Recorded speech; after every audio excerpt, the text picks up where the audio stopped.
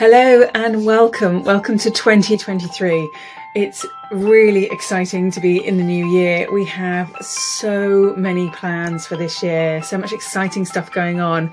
And I'm really excited to share it all with you. One of the things we're going to be really focusing on in this first month is talking about executive presence and how we can develop executive presence, why it's important. And we're also going to be running a challenge to help you develop your executive presence to be even more amazing than it already is. So I'll be talking a little bit more about that challenge at the end of this video, and we would love to have you come and join us. It's going to be really amazing. We ran it a couple of times last year and we had some incredible results from it, some really interesting conversations with people.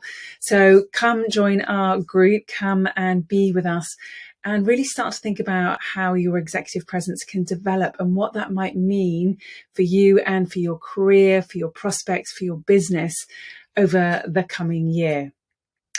So today we are really going to focus on executive presence, and we're going to look at the 6 things that are really important, really inherent in developing your particular executive presence. And it's really important to point out here that everybody's style of executive presence will be slightly different. And that's a really key point. And we're going to come back to that in a little bit. So what are the 6 things that you need to do to develop executive presence? That's what we're going to be focusing on today.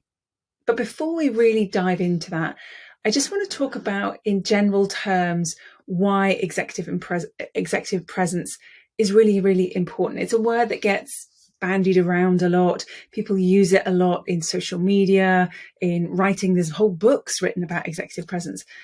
But why is it important? Well, one of the things that executive presence helps you really do very well is communicate. If you've got good executive presence, you can communicate really effectively, and you can build relationships. Now, those 2 things together are really critical, because if you can build relationships and you can communicate effectively, you will by default get good results. If your ability to build relationships is a little bit poorer and your ability to communicate is not really quite top notch, your results just aren't going to be as good. They can't be, because you haven't got the relationships that are established that will be very solid when crisis hits or things change and you need to react in the moment. And you won't be able to communicate what needs to get done really effectively. You're not going to be influencing people with your vision, your ideas of how things are going to happen. So really those 2 things are really important, because together they mean that you can inspire and you can influence people. If you can't inspire and you can't influence people, your leadership is going to be a little bit lackluster. So for those 3 very critical reasons, it is essential that you develop executive presence so you can build those relationships, you can communicate effectively, so that you can inspire and you can influence.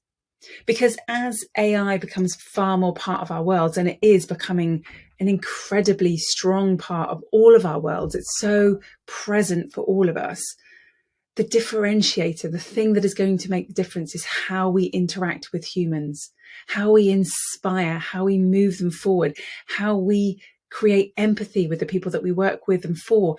That's going to be really critical. That's going to be the differentiator when AI starts to do so much more of all of our kinds of work, regardless of what that is. So if you can work with, develop, inspire, influence people, you are going to be incredibly valuable to any business that you work with. So very important that we develop these skills really to the highest level possible, because that makes us indispensable for business. Now, whilst executive presence is important for any gender of leader, it is exceptionally important for female leaders, because we have inherent gender bias and stereotyped ideas that we have to overcome. So if we lack a little bit of executive presence, not only is it harder for us to inspire, is it harder for us to build in those relationships, is it harder for us to get those results, but we're fighting against inherent gender bias at the same time, which makes it so much more difficult. So if we can develop and show great communication skills, if we are really, really authentic and we are a strong communicator and we are showing confidence in the way that we do things, it is much easier to gain the respect, the support of not only our peers and our colleagues, but also from our higher ups, for those sponsors, for where we go next. So it's really critical for the here and the now, but also for the future, because that's really part of what executive presence does. It demonstrates what you can do right now. And at the same time, it's demonstrating what your potential is, what your future possibilities are.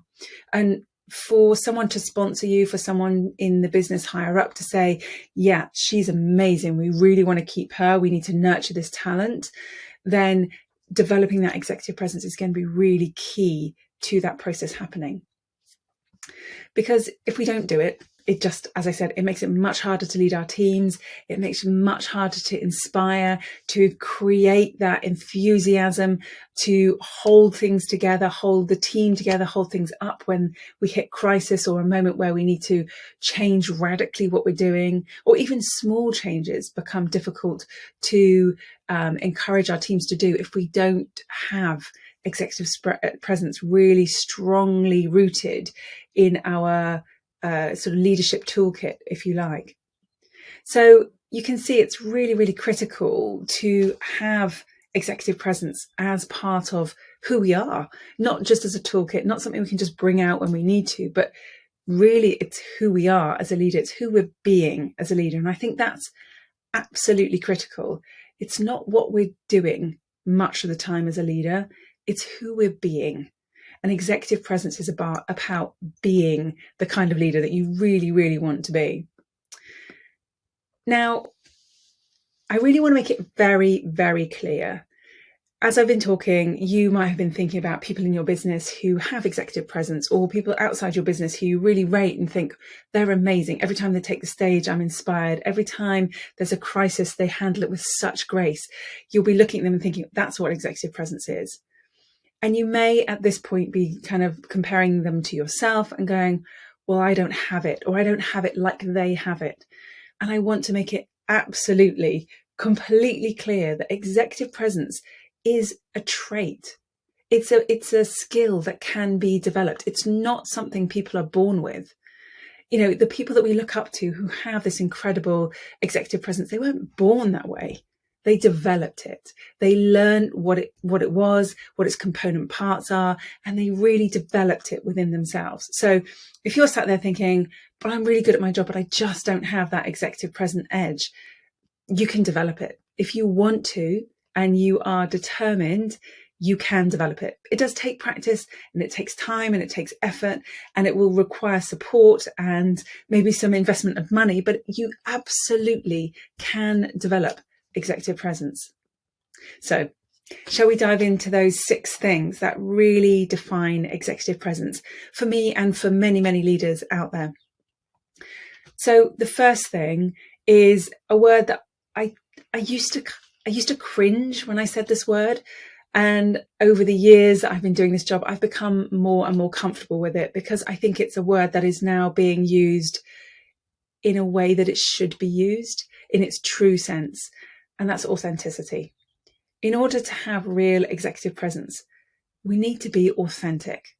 If we're not being ourselves, if we're plastering on a mask, we're never going to inspire people in the way that we want to. We might get short-term gains, but we're never going to get those long-term sustainable relationships, that really impactful communication, because we're not being truthful. We're not being real.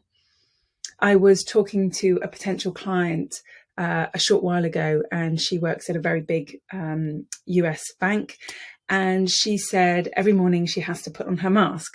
And so she gets up, she puts her suit on, she puts her makeup on, and then she feels like she has to layer over herself a mask of how to behave, of how to be within this particular environment, because she feels that if she turned up as who she really is, she isn't going to do very well.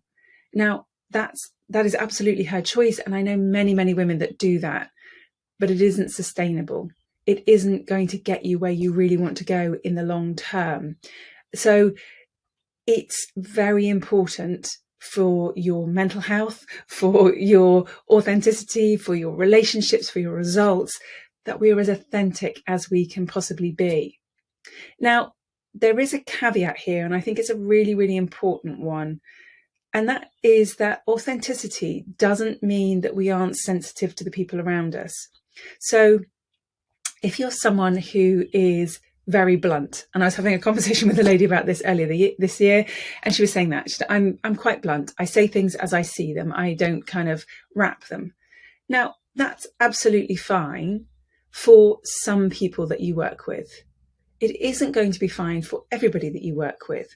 So being able to adapt your style is very important. So it's not that we're always blunt, if that's our particular style, because there's people within our business, there's customers that we work with, there's strategic stakeholders that appreciate that bluntness, that appreciate the kind of no nonsense, this is how it is kind of interactions. But there'll also be many customers, many clients, many stakeholders, many members of your team who won't interact well with that bluntness. So being authentic doesn't mean just really leaning into all the things that you naturally do. It's much more nuanced than that. It's about being true to yourself, but knowing that this particular person might need something a little different from this particular person over there. So that really leads me into the second trait, the second skill that is very important part of executive presence, and that's self-awareness. So that lady that I was talking about, that client, she knew that she had an ability to be blunt, and she knew it was a valuable part of their particular business. Now, but she also had the self-awareness and the knowledge to know that wasn't appropriate for everybody. So she was able to adapt. So practicing self-awareness, practicing understanding how you are perceived, how you are received by people is a really, really important part of executive presence. You need to really be clear on what your thoughts are, what your feelings are, what your behaviors are, and how they impact others. And that also develops into, what's your face doing? What is your face saying that is showing other people what you're thinking and feeling? Again, I had a conversation with a very senior person within an organization who was talking to me about one of her leaders. And she said, he can't hide his emotions. So if he's angry about something, he's frustrated about something, if he's annoyed with somebody, if he's very happy about something, it will show on his face. And she was saying that sometimes that's really beneficial.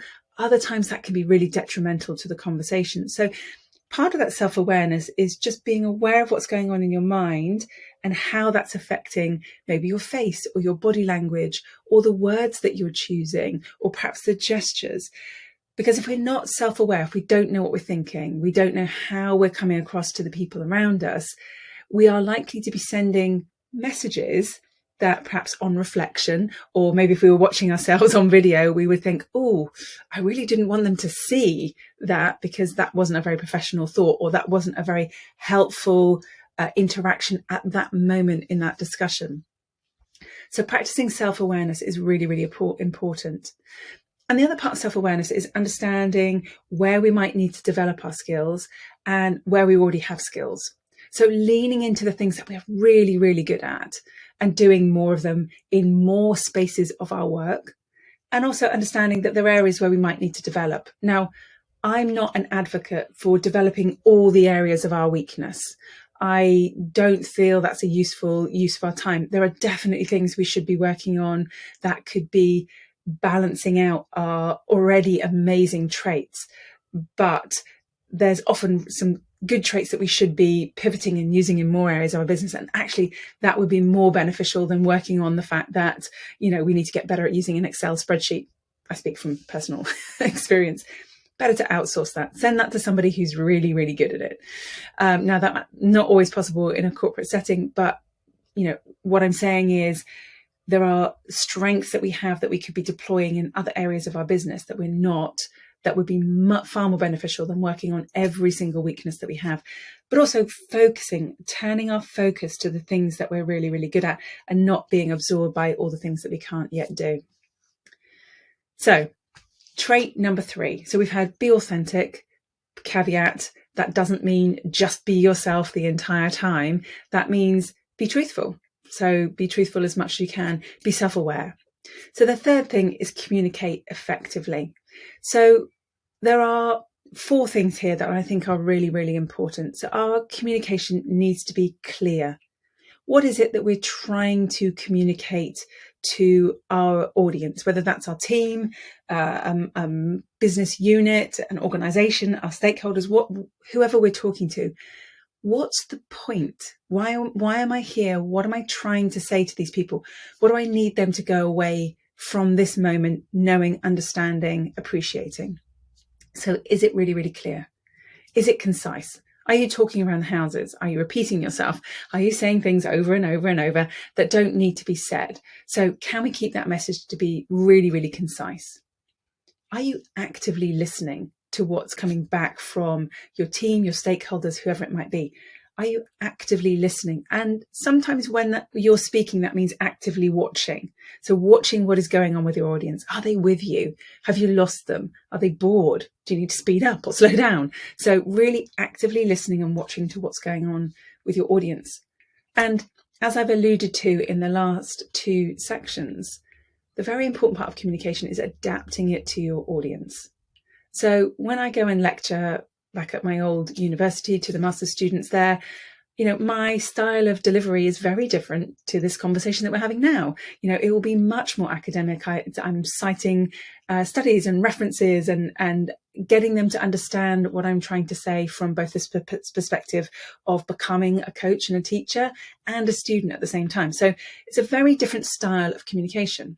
And you, I'm sure, will talk to technical audiences, non-technical audiences. You'll speak to mixed audiences. So adapting your style to that particular audience, very, very important.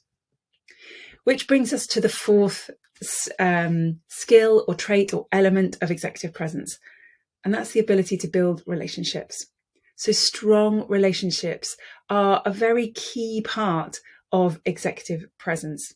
So we want to be able to build rapport with our colleagues. So people who are at our level, talking to them, understanding what their issues are, understanding where their experience is, their expertise lies, going to them when we know they have a skill that we don't. So how could I ask so-and-so for assistance with this? Where could I lean into their expertise? And encouraging them to come to you for your go-to area. So whatever your area of expertise, establish that as a 2-way dialogue, building those strong relationships with your colleagues. And then working on networking. So as a whole, women, we're very good at networking at our own level. We're also very good at networking at levels below us. We're not so good, according to research, we're not so good at developing the relationships above us. So really beginning to develop that idea of being able to go and talk to higher ups, to senior people. Start talking about your career aspirations, start developing your thought leadership. And I'm going to come to that in a second, so that you're going to them and talking to them about the things that you care about and they know what you are doing, what you've achieved. So really developing the skill of positive self-promotion is very, very important to developing these strong relationships. And then the final part of a strong relationship is being approachable, being open to feedback. So encouraging your team to come to you and say, you know what, I didn't quite get it when you were talking about this, or I didn't really like it when this thing happened, or do you think we could do more of this? Because I really liked it when you did X, Y, or Z. Get them to come and talk to you, encourage them, have open door moments, really encourage that feedback, because the more you accept their feedback and really think about what that means to you, and think about how you might be able to adapt to their needs, or, it feeds into this idea of self-awareness. The more you can do that, the more you're saying to your team, feedback is good. This is how we work here. What you don't want to be doing is closing down any of that feedback. So people don't discuss things. People don't talk about innovative change.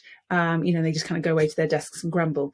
That is not executive presence. So executive presence is really having that grace when we're receiving feedback, being open to it and encouraging it and really listening to it and absorbing it where it is relevant. So that brings us to point number 5. We really want to be developing a strong personal brand and thought leadership. So personal brand is really about how the world perceives you. So it's really looking in, are you the person that's always early to meetings? Are you the person who is very can-do? What is it? What is your personal brand? Are you the person that asks the difficult questions, the ones that the group doesn't really want to hear, but needs to hear and appreciates them after the fact, but doesn't really enjoy them at the moment? So what is it? What's your personal brand? How do you show up day after day, week after week, month after month within your organization or your business? And then the second part of that is really thinking about your thought leadership. What is your singular area of expertise?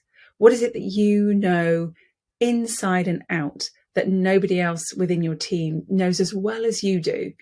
And beginning to develop that in a slightly larger way. So what does that mean for this team? What does that mean for the business? What does that mean for the organization? What does that mean for your customers, your clients? What's coming down the road that is going to impact on the way that you and your colleagues and peers work?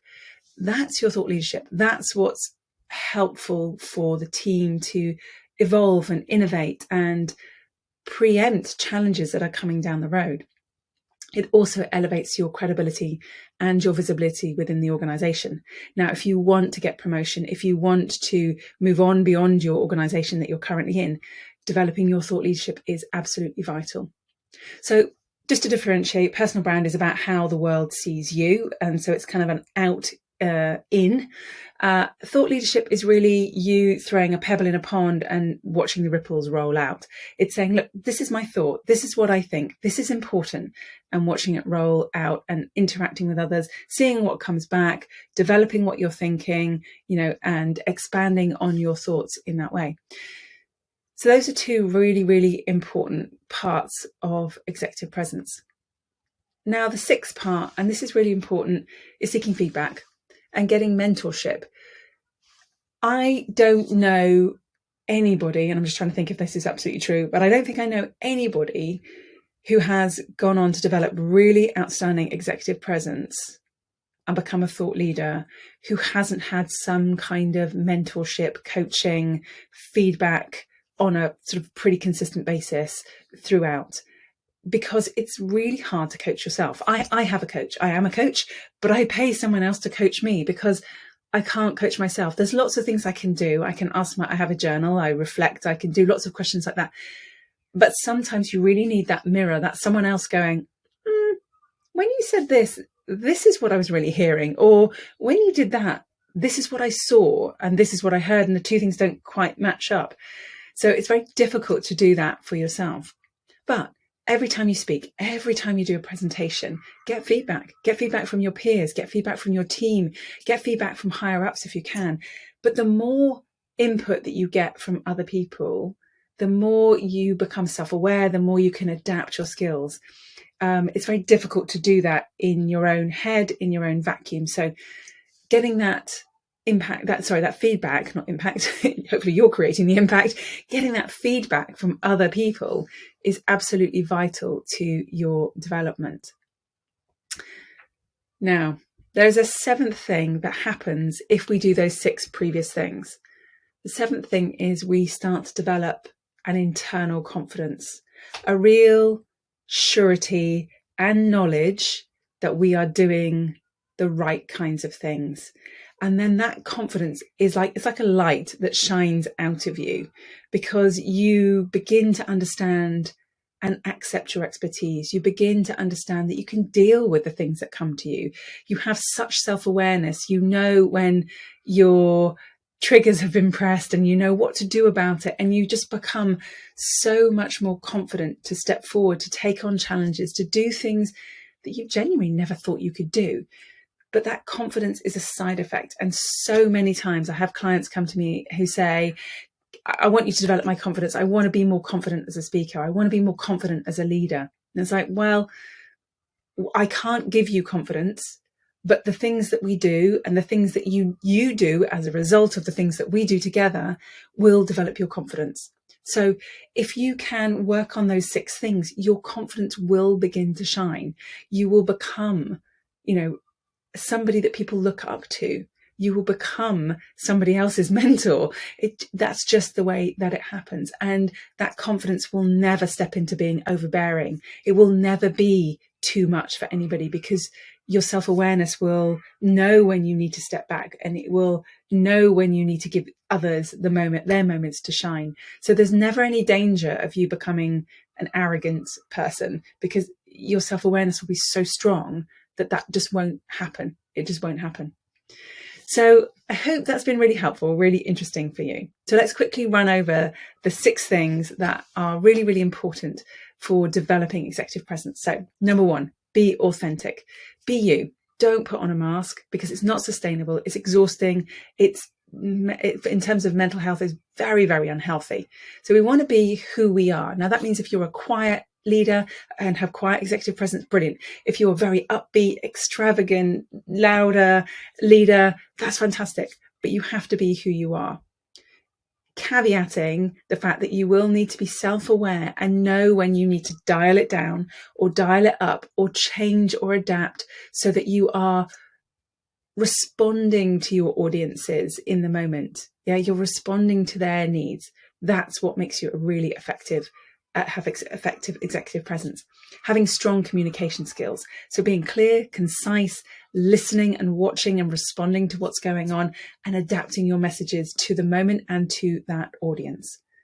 All of those things are going to help you build strong relationships. And remember, we're good at peers, we're good at down. We need to start developing those relationships up the chain of command, because that's where our sponsorship is going to come from for promotions later on. We need to develop a strong personal brand. So who are we? Who do we show up as each week? And what's our thought leadership? And what pebbles are we throwing into those ponds to create those ripples? And get feedback. Get as much feedback as you possibly can from different sources, and then gather it together, work out what's relevant, work out what you can actually action, and then move forward with that. And as a side effect of all of that, you are going to develop more confidence. You just will. You can't not, because you're going to be doing things that you didn't think you were going to be able to do before.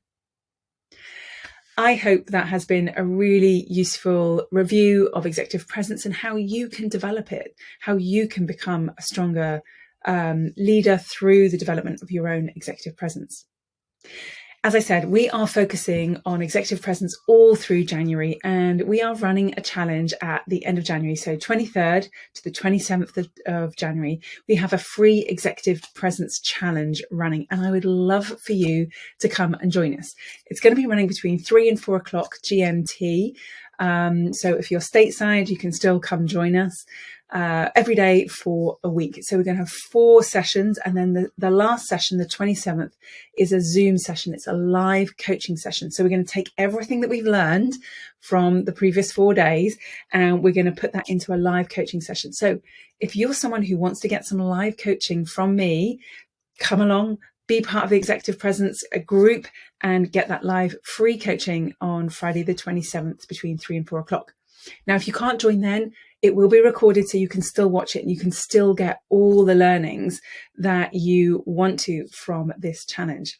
There's a brilliant digital workbook that comes along with it. You get daily support within our Facebook group. You can email me for information, to answer your questions as we go along. It's an absolutely brilliant challenge. We ran it a couple of times last year. We had 40 plus people signing up each time. It's a brilliant way to begin to think about and start developing your own personal executive presence. And also we have a special prize running throughout the week for 2 participants in the live coaching session, which is phenomenal. It's a brilliant prize. So do come along, do join our Executive Presence 5-day challenge, 23rd to the 27th of January. Can't wait to see you there. The link to sign up is in the description down below. In the meantime, if you've got any questions, you want to ask me anything, please don't hesitate to email me. It's emma@speakingatwork.co.uk. Take care, and I will speak to you soon. Bye for now.